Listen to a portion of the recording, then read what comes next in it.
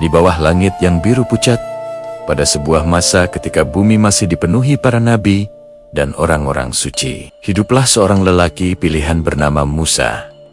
Kaumnya memandang beliau sebagai manusia paling berilmu. Suatu hari, ketika seseorang bertanya siapa manusia paling berpengetahuan di muka bumi, Musa menjawab dengan jujur, "Aku."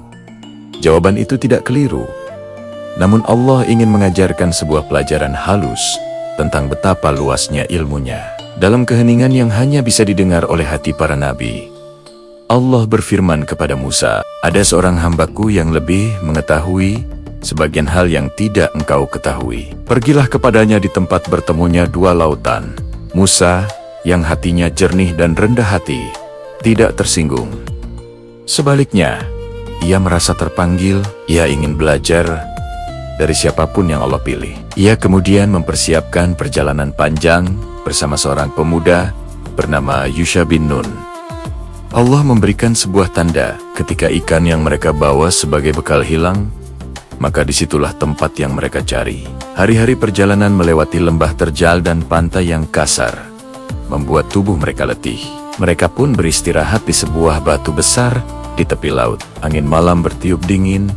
Musa tertidur sejenak, sementara Yusha berjaga. Dalam keheningan itu, ikan yang mereka bawa tiba-tiba menggeliat hidup kembali, merayap keluar dari keranjang dan melompat menuju laut, meninggalkan jejak arah yang aneh, seperti sebuah lorong air yang terbelah.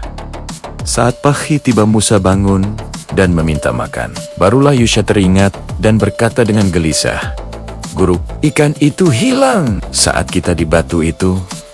Ia meluncur ke laut, dan aku lupa memberitahumu. Musa menghentikan langkahnya dan tersenyum tipis. "Itu tempat yang kita cari." Mereka kembali menyusuri jalan hingga tiba di batu besar itu.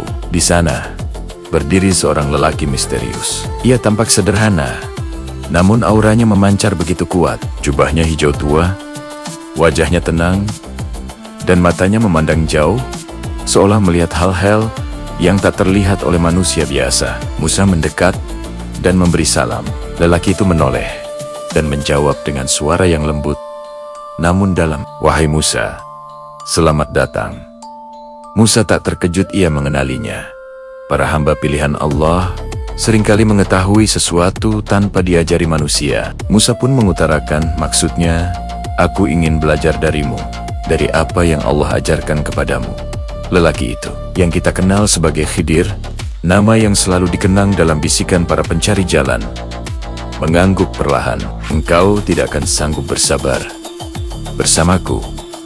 Musa menatapnya mantap. "Insya Allah, engkau akan mendapati aku sabar." Khidir pun menjawab dengan satu syarat, "Jangan bertanya tentang apapun sebelum aku menjelaskannya." Musa menerima, dan keduanya memulai perjalanan yang akan menjadi misteri sepanjang zaman. Pagi yang cerah membawa mereka menuju sebuah pantai di mana para nelayan miskin sedang mempersiapkan perahu. Khidir meminta izin untuk menumpang, dan para nelayan dengan senang hati membiarkan mereka naik tanpa meminta imbalan apapun. Perahu melaju pelan, membawa mereka ke tengah laut. Namun, tanpa peringatan, Khidir mengambil sebuah alat dan mencongkel papan sisi perahu hingga tercabut. Air mulai merembes masuk. Para nelayan panik, mencoba menutup lubang itu. Musa terkehut bangkit dan berkata dengan keras, "Khidir, apa yang kau lakukan? Mereka menolong kita, dan engkau merusak perahu mereka." Khidir menoleh dengan wajah datar, namun suaranya penuh teguran halus. "Bukankah aku sudah katakan, engkau tidak akan sabar?" Musa langsung menunduk, menahan penyesalan. Ia meminta maaf, "Lupakan kekhilafanku." Khidir menerima, dan mereka melanjutkan perjalanan setelah para nelayan menepi untuk memperbaiki perahu yang rusak, tanpa mengetahui rencana besar yang Allah sembunyikan untuk mereka. Ketika mereka berjalan di daratan luas, di antara padang ilalang yang bergerak oleh angin, keduanya melihat seorang anak kecil yang sedang bermain sendirian. Wajahnya polos, tawa kecilnya memenuhi udara. Tanpa penjelasan, Khidir melangkah mendekat dan menyentuh kepala anak itu. Dalam sekejap, anak itu tergeletak, tak bernyawa. Musa terpaku, napasnya nyaris hilang. Matanya melebar antara marah dan tak percaya. Khidir, engkau membunuh jiwa yang tidak bersalah. Bagaimana mungkin? Ini dari Allah. Khidir menghela napas. Matanya tetap tenang. Bukankah aku telah katakan, engkau tidak akan mampu bersabar? Musa menggigit bibirnya. Merasakan beratnya ujian itu, ia berkata dengan sungguh-sungguh, jika setelah ini aku bertanya, sebelum engkau menjelaskan, jangan biarkan aku bersamamu. Khidir hanya mengangguk, dan mereka melanjutkan perjalanan. Kali ini, di bawah langit yang warnanya seolah meredup, sampailah mereka di sebuah desa. Penduduknya terkenal sebagai orang-orang kikir. Musa dan Khidir meminta tumpangan, makanan, bahkan hanya sedikit air. Namun tak seorang pun peduli.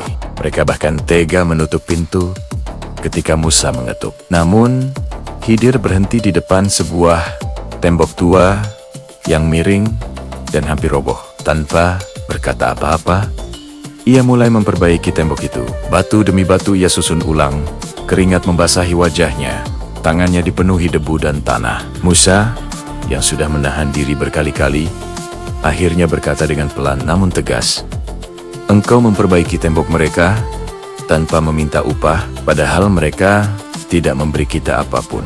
Khidir berhenti bekerja, menatap Musa, dan berkata, inilah saat perpisahan antara aku dan engkau.